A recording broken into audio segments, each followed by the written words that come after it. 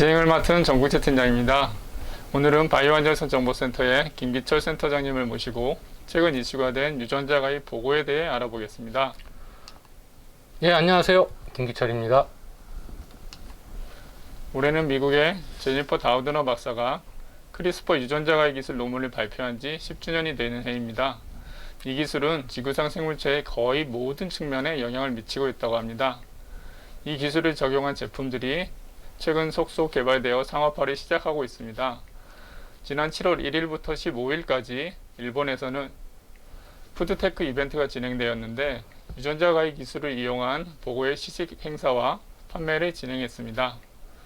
이에 앞서 개발사인 리저널 PC사는 작년 9월에 유전자 가입 도미를, 10월에는 유전자 가입 보고를 농림수산성과 후생노동성에서 판매 허가를 받았습니다.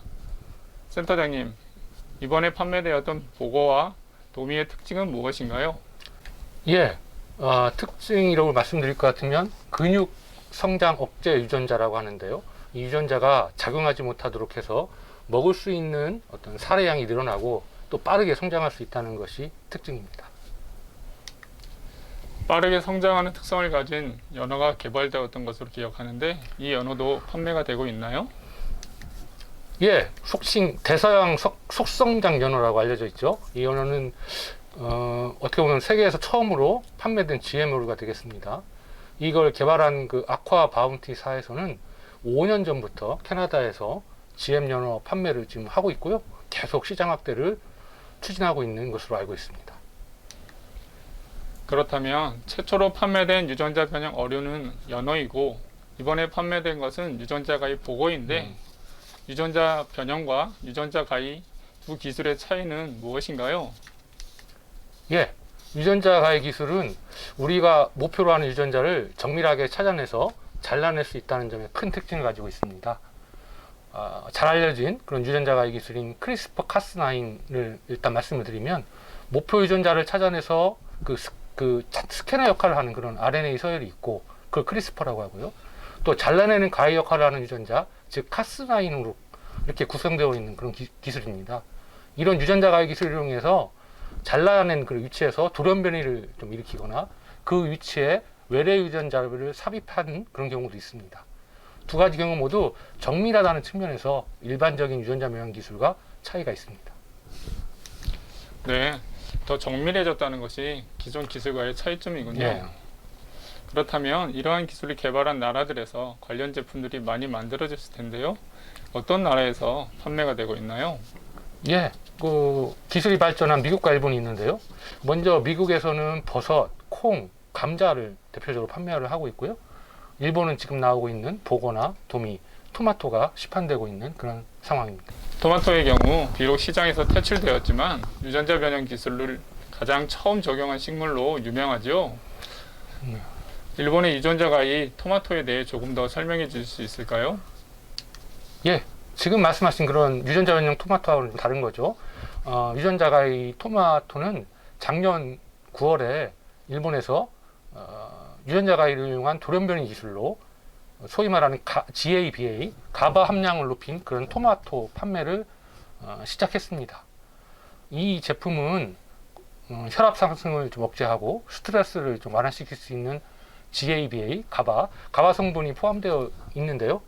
지금 구마모토현 농가에서 재배를 좀 하고 있어요. 그래서 3kg 단위로 약 7,500엔 정도에 판매되고 있는데 이걸 킬로그램 기준으로 환산해서 우리나라 돈으로 보면 약 25,000원 정도에 해당합니다. 보통 우리나라에서 방울토마토가 한 킬로그램당 6,7,000원에 좀 판매가 되는 것에 비해서 훨씬 비싼 값을 받고 있는 것이라 할 수 있습니다. 그리고 이 가바 토마토 제품 포장재에는 유전자 가입 기술로 품종을 개량했습니다 라고 적힌 스티커가 부착되어 있어서 소비자들이 선택하는 데 도움을 주고 있다고 합니다. 그렇군요. 이렇게 일본에서는 보고, 도미, 토마토가 판매를 시작했는데 현재 판매 현황은 어떠한가요?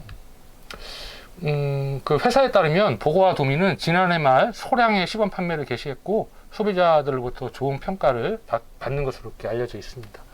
이 회사는 올해에는 출하량을 좀 확대해서 정식 출시를 계획 중에 있고요. 그 첫 출발로 아까 처음에 그 진행자가 말씀하신 시식 행사를 진행한 것으로 알고 있습니다. 그리고 토마토는 개발업체에서 작년 9월부터 유전자 가위 토마토 판매를 시작했고요. 시장 반응은 나쁘지 않다고 밝힌 바 있습니다. 또 이 업체는 가바 토마토의 어떤 해외 시판도 추진하고 있는데요. 이에 따라서 우선 미국 농무부의 GMO 규제 대상 면제를 이미 확인받은 바 있다고 합니다. 일본에서는 유전자 가위 제품에 대한 소비자의 인식이 조금은 긍정적인 듯 하네요. 우리나라는 상업화된 제품이 없는 것으로 알고 있는데 현재 연구개발 현황은 어떠한가요? 예, 뭐 말씀하다시피 이미 상업화된 제품은 현재 없고요.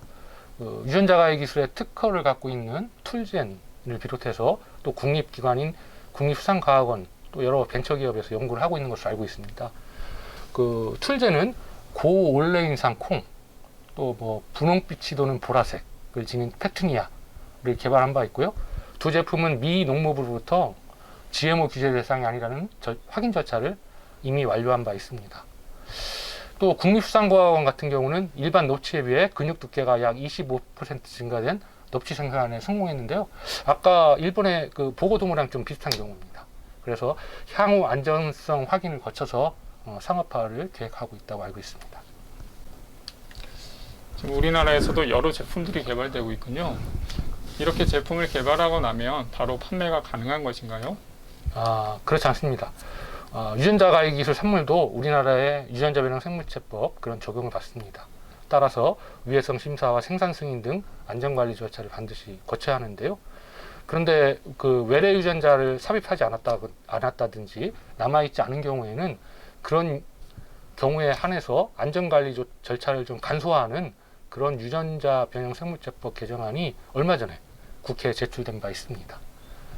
그래서 다시 말하면 어떤 위해성이나 안전성 그거에 따라서 국내 안전관리 제도에 맞춘 적합한 그런 절차를 반드시 거쳐야만 유전자 가위 산물이 국내에서 생산되거나 유통될 수 있습니다. 네, 안전관리 절차를 통과해야만 판매가 가능하군요.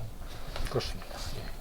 그렇다면 유전자 가위 기술을 적용한 제품에 대한 국내 시장 전망은 어떻습니까? 예, 앞에서 말씀드린 대로 우리나라에서도 다양한 유전자 가위 산물을 개발하고 상업화를 준비 중에 있어요.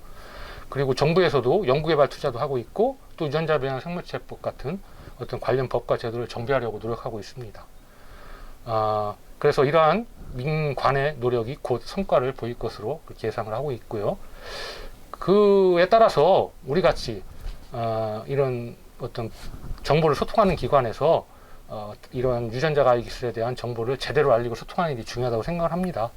지금 나오고 있는 GMO TV, 또 다양한 GMO 포탈 등 우리 KBCH에서 운영하는 다양한 채널이 큰 소통의 매개체가 될 것으로 기대하고 있고 저희도 노력하겠습니다. 감사합니다.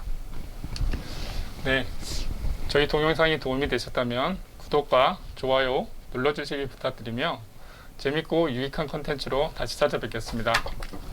감사합니다. 감사합니다.